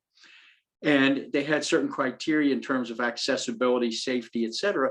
And they did an analysis of what exists today as his first starting point. Did that February 2020. COVID hit, okay, and everything went downhill. And what I want to do was then with Lakey at our September 28th village board meeting, give her the background on that pilot and ask her to restart it. And her very words were, let's continue, okay? I thought, great. So a few months have passed and Jonathan and I wrote a letter to her saying, hey, where are the next steps? What are the possibilities that you've come up with, okay? Because the next step in the pilot that from February 2020, the next steps were to do an analysis on certain parameters and then to come back to the decision makers with options, okay? And that's what I was looking for from Lakey in the letter that we sent to Lakey this week. And Dennis came back and said, well, in July of 2021, the CA board approved a document called CA-wide Tot Lot Program. And what that document is, as I read it, my opinion is, it's a very, very short-sighted, narrow-minded approach of, here's how we're going to replace each existing tot lot. If this piece of equipment, kinds of equipment fail, we'll replace them with these. And this is how we'll do things. So that it wasn't any comprehensive look at the next 50 years. It was simply saying, we're accepting the past 50 years, and when equipment wears out, we're just going to replace it. And that, to me, is CA's major problem. We don't want to reevaluate anything. We just want to keep going down the same treadmill that we've been on a long time, and we don't want to address needs for the next 50 years. And to me, very short-sighted. And then it gets into, is that the most efficient way to spend your money? My opinion, no. Okay. Then as a side issue, getting into the money, et cetera, and what the pilot was supposed to be able to do was then say, here's how we're going to approach tot lots, recreational areas in Oakland Mills, And that's the pilot. We're going to use that in all the other villages too. So we've come up with this comprehensive way to deal with tot lots, playgrounds in all villages. That's what I was hoping for. I saw the July 2021 program, which was just a straight replacement. And then Hickory Ridge comes in wanting their mega tot lot, which, by the way, has consultants in on the design of it. Spending consultant money on it, on that, much better adding some more money to that to get a consultant to help with the redesign of all open space in Columbia. Okay, we got to stop being tunnel vision, short-sighted, got to have a much bigger perspective. So that's what I wanted with the pilot and was hoping to get, not just a straight replacement program, but a plan for the next 50 years. So that's just additional detailed clarification. Thanks for listening. Thank you. Very good, Bill. Yeah, thank you. Oh, before I almost forgot to call on Bill, what I was going to say is, it sounds to me like we have, board consensus that, we, obviously Ginny can do what she wants, but the board would encourage her to keep pushing the way she's pushing, for consistent application of these policies. And, I agree with what Ginny's saying. I mean, if CA is unable to come up with its own ideas and it's just going to go to consultants who are going to sell them the most expensive plastic fantastic thing around, if Bill and Lynn and Rebecca and I would join it too, if we want to take the time, I'm sure we could put something together saying, here are the things you're not considering. Here, here's what you're missing. Here are things we would like you to consider. And it's not even necessarily we'd like you to consider these for Oakland Mills. We'd like you to consider these for tot lots and playgrounds throughout Columbia. Because remember, that was the point of the Oakland Mills pilot. It wasn't to get new tot lots and playgrounds all over Oakland Mills. It was to use a village to study what could be, and then, develop the template for Columbia, as Bill said, for Columbia for the next 50 years. I would hope that the paid professionals at CA could do this, but if it takes some volunteers to kind of prime the pump, I'd be fine with that if we want to donate the time. So, But I think when it comes to official CA board business, we still need, I think we still need, Ginny, and maybe we need other members of the CA board to do what we can to question what's going on here. What are we sticking with one policy? Whether it's, the cash reserve thing, the tot lot thing, whatever it is, are we sticking with one policy? Are we sticking with what we voted on? Or are we really going to entertain, all these one-offs and then open the floodgates for each village to come in and, have its residents make their case with letters and phone calls and emails about the big thing they want this week? Sandy and then Bill again.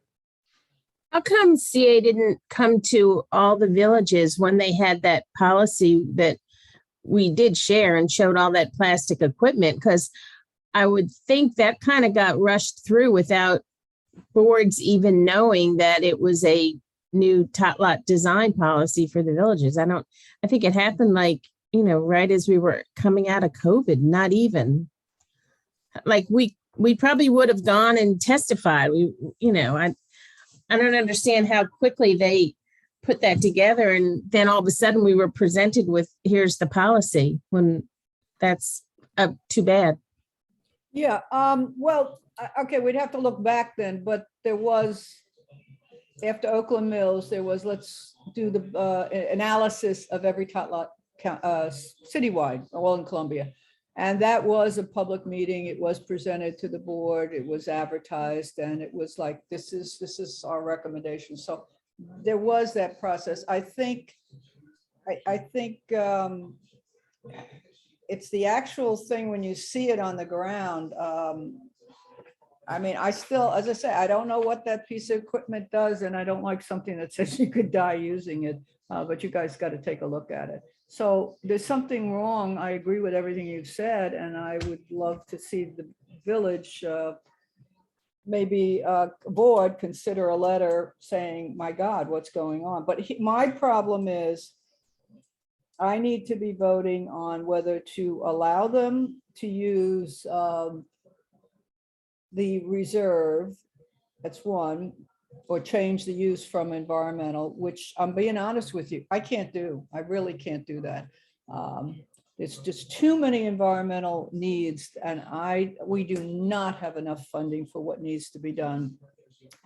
And Jonathan made a real good point. Yes, it would be used in the village, but it serves a bigger purpose. The other thing is the 300,000 sounds, well, what's your problem? That was budgeted for the village center and Hickory Ridge. It's their money. It's not their money. It's money that was available for that. If it's not being used for that, there's a budget process. That was the allocation. So therefore, it should go through a budget process of what are the other pressing needs in Columbia that need to be met with that 300,000. The budget, I don't have it in front of me now, but the budget is being presented with a deficit of a couple of $100,000 right now. You don't want that, do you? And we told the staff we wanted 1 million in capital budget increase, figure a way to doing it, because we felt there wasn't enough money in the capital budget for all of the needs. You just look here, Stonehouse is going to cost 1.8 million. The Arts Center, 1 million. We really thought that would be taken care of when Long Reach development was approved. It wasn't approved, it's really complicated. So we've got to do something about these old buildings. They cost money. So to say this is Hickory Ridge's money, only if there is a need for a new design, if the village center zoning is approved, or if Kimco, it wasn't approved, but if Kimco gets the appeal process and wins that, then it has to be used for that.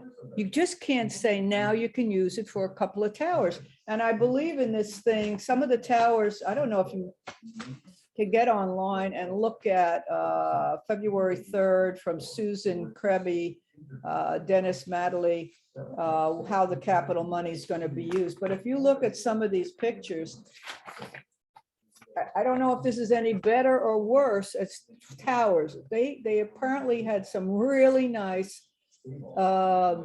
twin towers, wooden, that were designed a long time ago and just rotted. And they were, I forget the guy that designed it, a local architect that may or may not have worked for Rouse Company. I don't recall. And this is what is one thing that would be called twin towers. That'll be used for 10-year-olds. More plastic. So that's my position.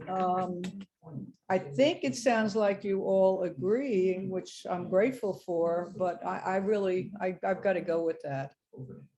I'm just.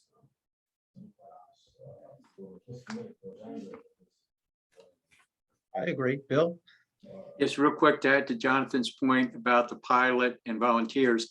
I made it very clear to Dennis, Maddie, right up front when we began the pilot, that we would have Oak Mills volunteers involved in the process from stem to stern. We would walk the tot lot areas with them, et cetera, so that I envision a lot of resident involvement in that process, which is what Jonathan talked about, volunteers. Yes, that's what I envision. Thank you. I think the board needs to consider a letter to the CA board about what you guys have in mind. I keep pushing it, and I just then we get something like this at the last moment. And when I found it could have been built in the summer of 2021, I just found that out. Yeah. So obviously, we have more people interested in what could be when it comes to tot lots and playground equipment. I think that's another piece of this, but I think to get this started with a letter to the board, Bill, I'm going to volunteer you a little bit, but I think Bill and I could probably put our heads together and sort of summarize all the thoughts we had here. We had a long conversation about it last night. So, write it down, get our thoughts on paper, circulate it to the rest of you, see how you feel about it, see how you have it, whether you have additional thoughts. And I think we can do this without even necessarily calling out any other village. I don't even think we need to address Hickory Ridge or Sixpence by name. I think we can just say we're following what's going on in CA, and we have concerns about consistent application of policy and basically go from there. Yeah, I agree. Okay, Lynn? I agree, Jonathan. I'm all for that, but I think I see it as two separate issues. So one is consistency in how we apply policy, but then the other issue is in considering tot lots as a whole. And when we get to that point, I'd like to, before we kind of come up with, what should the design be? I think we should encourage CA, if they have money to use for consultants, that one of the things is, all of the research that's been done in the past, say, 20 years, 30 years, about what are the educational and the emotional development of children. How is that impacted by the sorts of play experiences they have? And there's a lot of research about it, and it's not a big plastic tower. And so I think that to kind of get that kind of an input, if we want to be a model for anything, and if Columbia is concerned about, there are communities all around. I mean, there are forest schools where all of the education, as much as possible, is taking place outside. And so to use that sort of research from the ground up to decide what it is that our tot lot policy should be. Lynn, if you could make sure that gets included in the letter, and also the forest school. There was somebody, I don't remember, it was an email to us on the board that was trying to get one approved and had trouble. I'm just trying to remember why, Well, there's one that my daughter teaches at out in Glen Elk, so I can give you a connection. Okay. Yeah, okay. Yeah, I mean, it's a big deal. I think it was like the early 2000s that Last Child in the Woods was written, and it kind of was a revolution in education circles. Okay. I mean, I'd love you to include that if you're willing in the letter, because I think it's really, thank you. I think though it's a separate thing from redirecting money. I mean, I think that those are two separate issues. How we spend it, first of all, that we keep a consistent policy, one issue. That's what I was talking about, sort of part two. Yeah. I think Bill and I can draft sort of the stick with your policy thing. And then I think it'll take a larger group of us to put our heads together for this is what you could be doing type of communication. I agree. Thank you. All right, well, we're only running 40 minutes behind now. Well, I'm going out and going to tot lot. But we've had such good discussions. We have. Well, it was sort of a joint board chair report, CCR report, and each one is supposed to take 10 minutes, but because we combined them and then we applied the exponential formula, it's actually exactly what it should have been. Very good, Jonathan. All right, Sandy, village manager report. Pretty much You get my 30 time. seconds. What? No, That's I all said I you get need. 30 seconds. It's very quiet at the end. Amy and I pretty much have been working on the elections. And so that's been a lot. I met with the Bobs. We've gone over everything. There's a 71-page packet that will be posted Monday for the board, and CA is even a longer packet. So that'll all be on our website on the 15th, Tuesday. So many thanks to Amy for taking everything and making it look really nice. And Jonathan edited some stuff. So that was pretty much what's been going on. It's still been, quiet in the office, which is good. We can get a lot done. And that's about it. Everything is just working out hunky-dory. Other than, we're doing our third quarter. So I should have hopefully our finances back by the next meeting, and then can kind of put together a draft budget and know how much our cash reserve is going into the fourth quarter, and following up with the county on Stephen Forest Road and the roundabout. It's not by lack of us not asking and sending letters and letters and letters. And so it's very frustrating. All right. That's the end of my Any story. questions for Sandy? All right, we'll do committee reports. We'll start with public space and Warren, and then I know Lynn has a property for us to consider.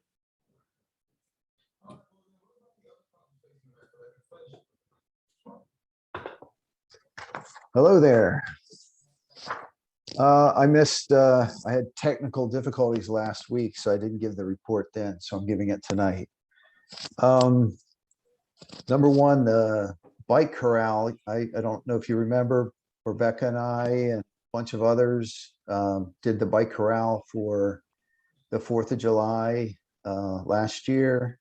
Now Bike Coco is taking that under their wing, and we plan to do that again this year for the 4th of July. And we're also hoping to do other events as well. And we were wondering if Oakland Mills has an event that they would like a bike corral for. The one that I suggested last year, but I don't think it flew very far, was our biggest thing outside is the festival. And that's the first Saturday in October. I And agree. We don't get a lot, but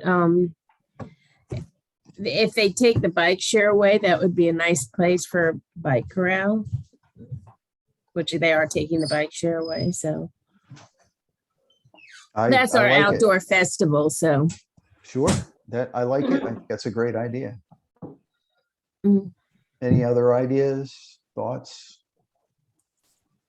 I mean, that feels like the best candidate to me in terms of gatherings of, gatherings of large numbers of people that we arrange. I mean, and we're really the only people who arrange large gatherings at the Village Center. We don't really have,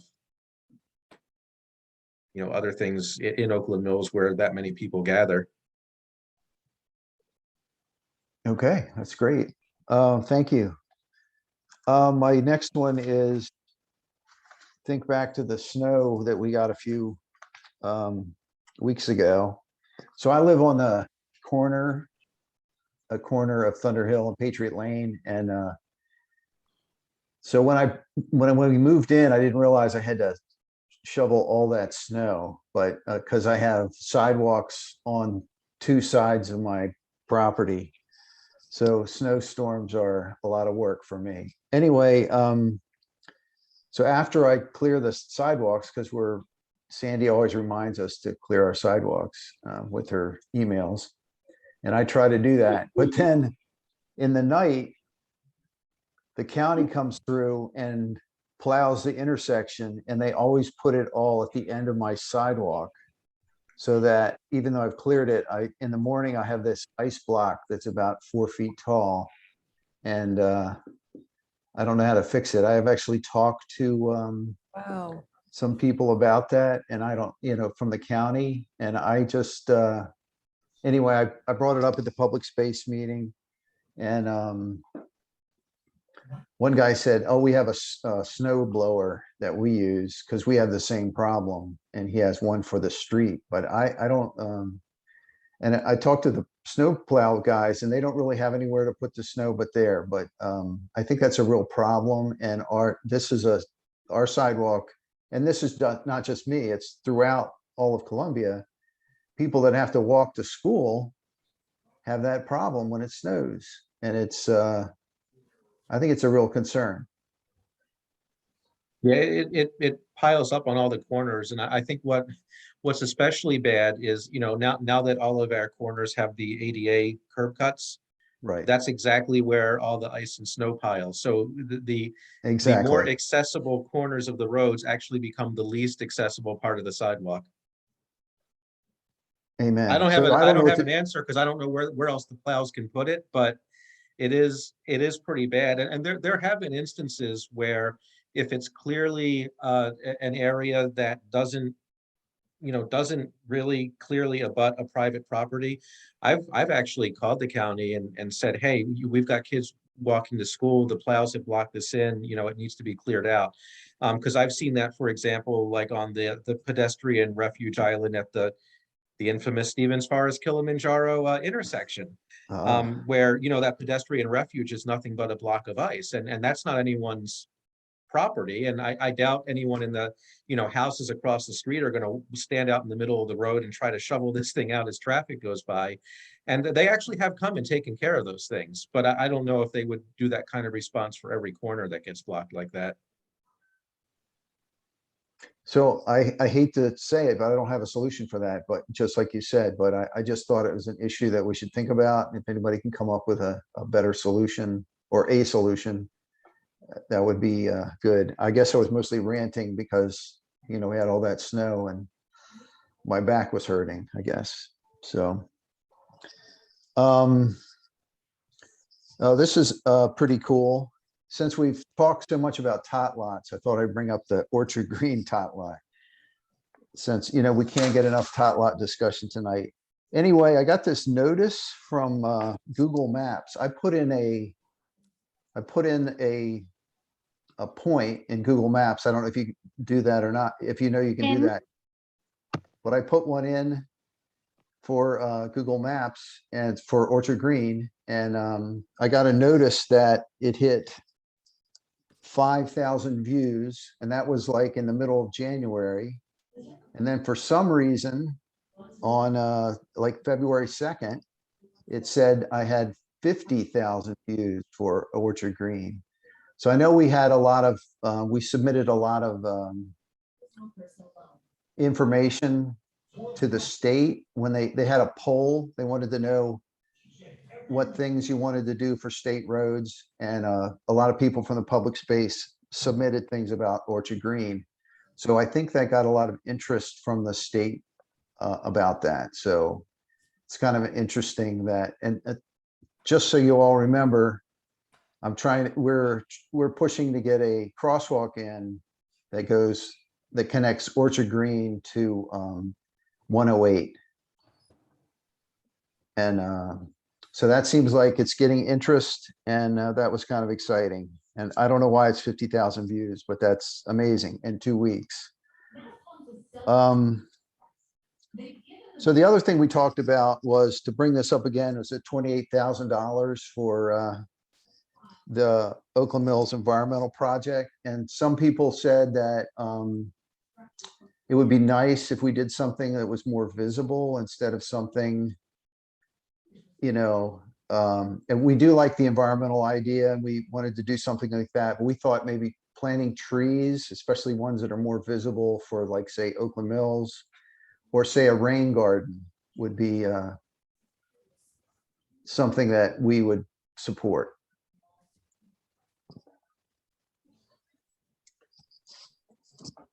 And I think that's about it.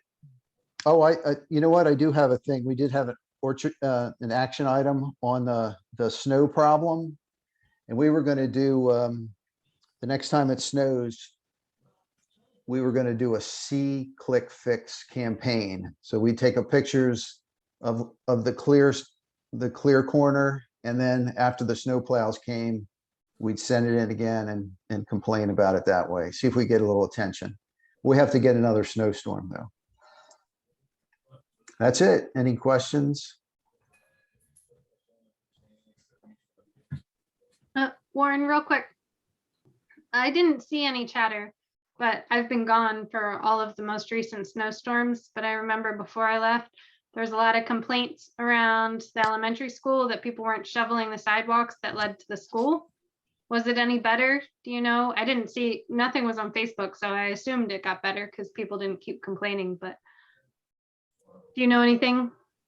I don't. I didn't really.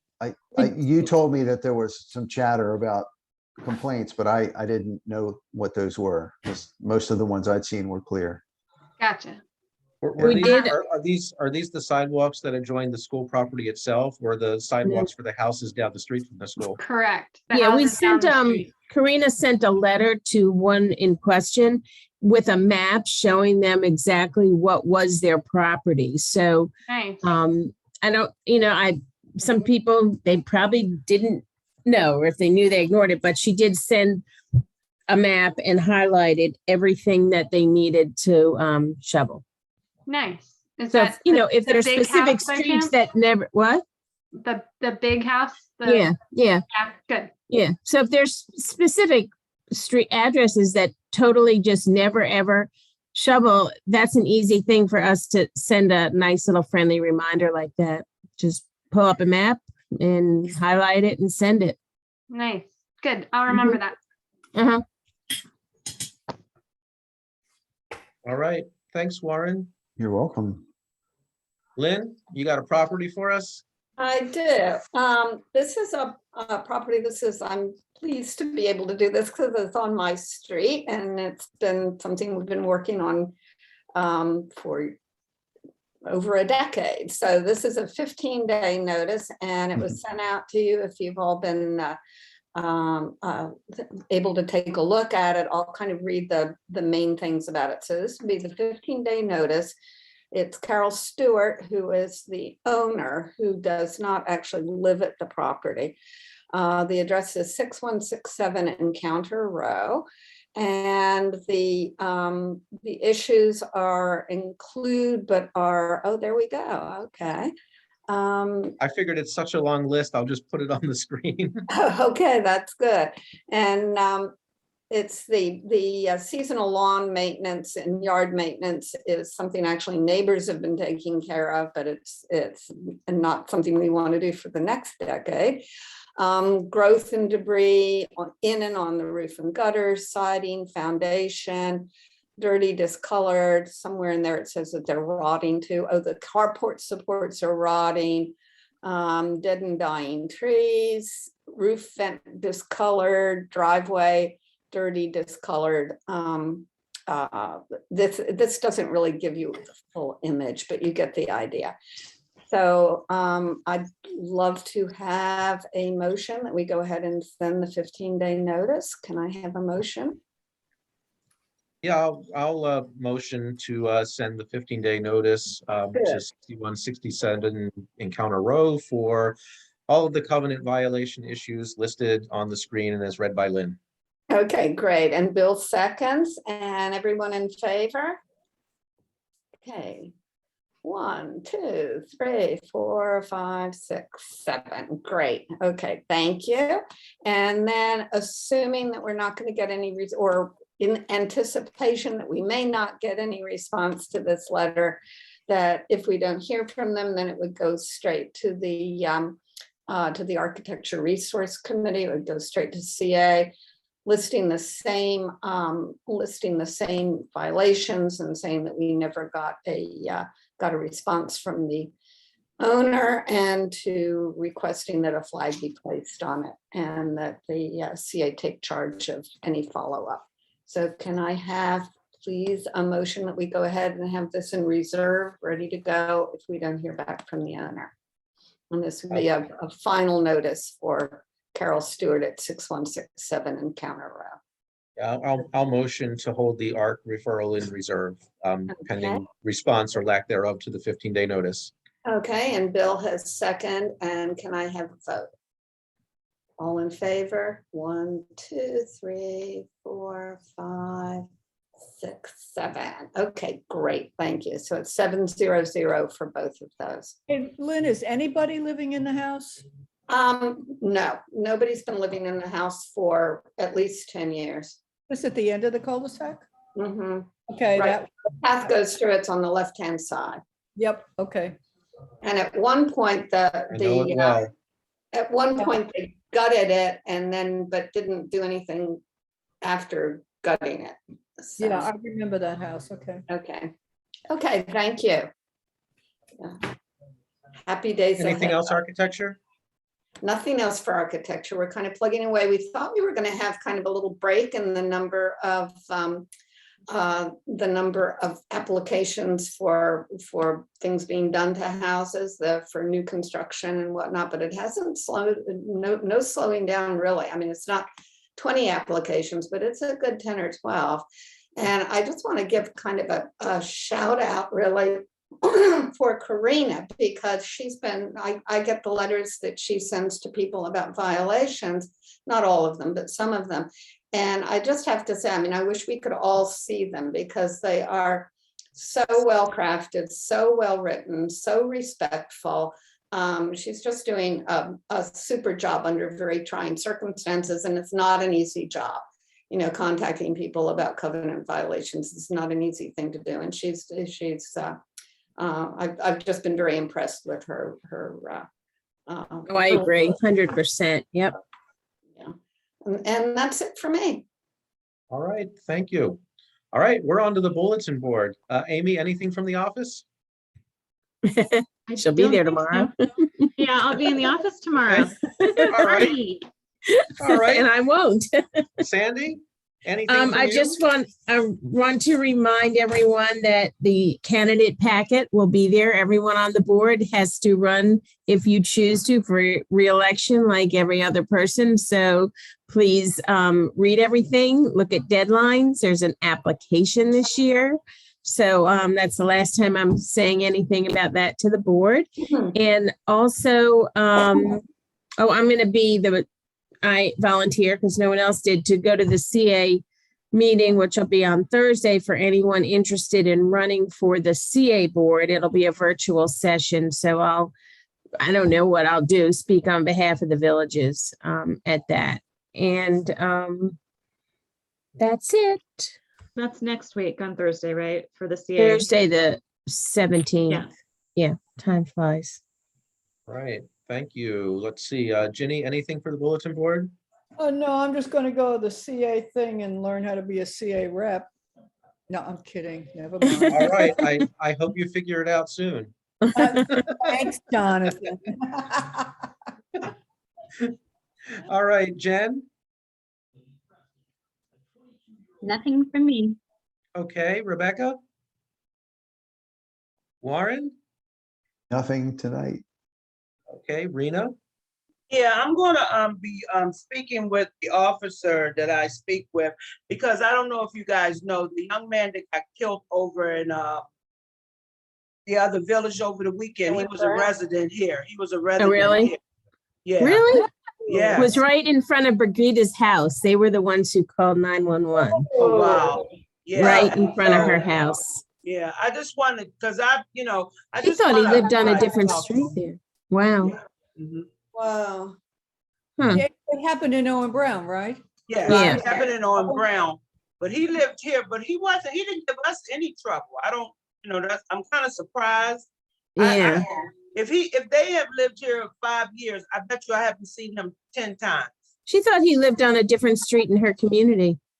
Well, what it was that he legally lives here, but I heard that Oh, him and his father got into it and his father asked him to leave. oh, it But was that was a terrible. while back. That Yeah. was last year. So I Yeah. don't know what he's into or anything like But that. it doesn't mean that he Right. might have just been there Right. and it, Yeah. you No know. idea what happened. Yeah. It would be wonderful, like, when we can again have sort of our breakfast with a cop or whatever, to be able to really talk about some of the things, because I've heard a lot of concern among Yeah, a residents lot. of Mhm. what's been going on.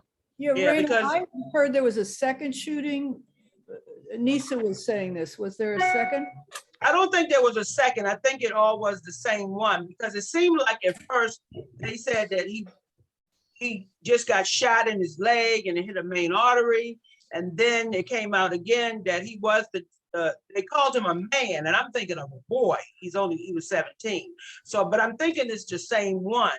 But I don't know if you guys even heard about the death of a student at Hammond High.